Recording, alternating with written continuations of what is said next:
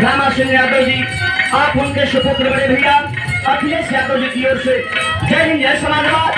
और सोफीपुर ग्राम सभा से पूर्व प्रधान जी अर्जुन राजभर जी की ओर से बहुत सारा रुपया देकर के सम्मान किया गया। जय हिंद जय समाजवाद बा। लेकिन ये आवाज ना कोने कोने से था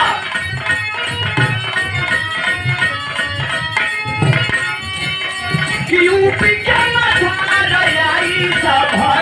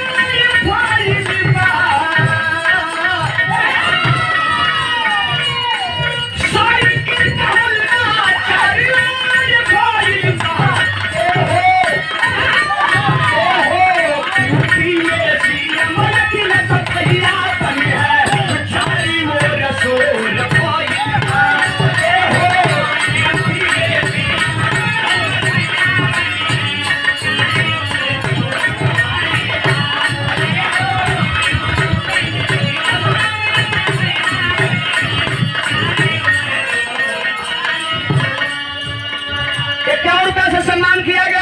हरियाल राजभरी शफीपुर से हेलो हेलो सलाह सुमन उस महान आत्मा के चरणों में नमन है और भाई के नमस्ते प्रणाम बा। ये देखें सुशीला देवी पत्नी राजेश बोर्ड जिला पंचायत सदस्य प्रत्याशी जखनिया विधानसभा 373 गाजीपुर और ये पुनः 100 रुपया देकर के सम्मान किया गया। आशीष चक्रवर्ती सोनू जिला पंचायत प्रत्याशी जखनिया तृतीय विधानसभा 373। लेकिन